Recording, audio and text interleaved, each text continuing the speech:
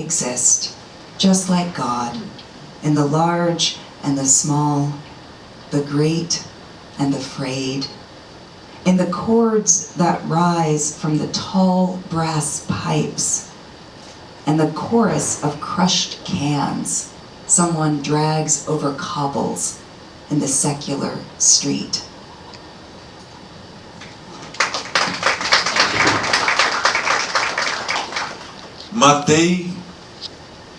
Matei-te porque não foste para a escola e não tinhas futuro.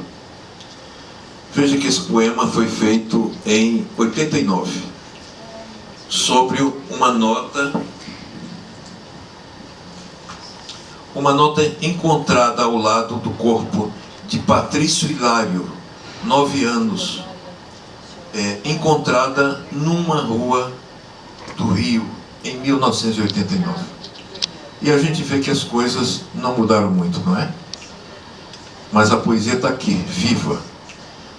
Sua voz bateu ao longo do beco, como um cão com latas amarradas ao rabo. Brincadeiras idiotas.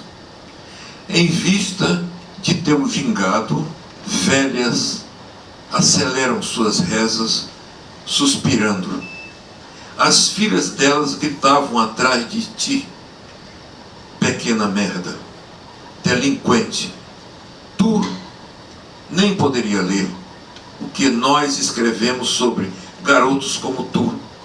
Hoje o calor sobe das casas dos vizinhos com pavor em reverso. Teu tio usa calças e transpira nas costuras de sua camisa. Seu único cinto é cheio de novos buracos e quase te rodeu 2 vezes.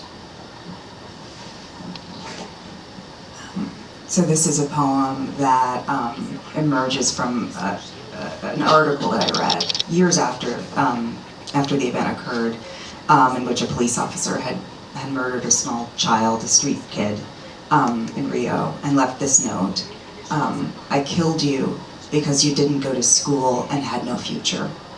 I will say that a lot of the poems I write, I think maybe all of the poems I write, are really interested in the question of what we do to one another on every scale that we live on, right? Within intimate relationships, within families, within communities, and within the spaces of nations or across borders. And it's a question that I feel the need to keep asking, because I'm constantly confounded by the choices that we humans make, and constantly trying to imagine what other language of being we might be able to kind of move toward. And poetry operates in some cases as a kind of thought experiment for me. This is I guess I imagine the speaker of this poem. So it takes a little longer. We've been speaking across many languages this week. Well, the first time that poetry entered my life was as a child, listening to rhymes and listening to poems, not really aware fully of what they were about, but caught up in the physical momentum of the music and the energy that poems create. And they kind of leap onto you in a bodily way. And I remember being a little bit older and reading a poem by Emily Dickinson, and reading some short story by Mark Twain at the same time. I'm thinking, oh, this is so wise. There's so much wisdom in language, and wanting to find a way to claim something like wisdom for myself, even understanding that it might arrive by means of play. And so I started writing what I thought were very important poems when I was like 11 or 12, but what I now know were just awful little rhymes. But my teachers and parents were very encouraging.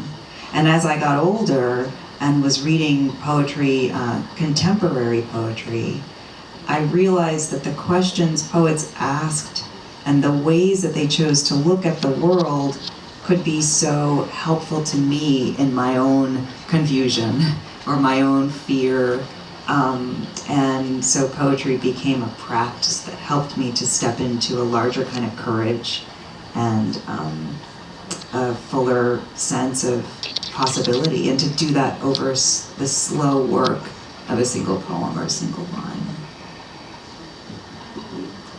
No seu prefácio, eu afirmei, de maneira talvez arbitrária, mas o que eu vi na poesia, do que eu conheço da poesia americana, é a divisão entre dois caminhos, que eu falei de sístole e diástole,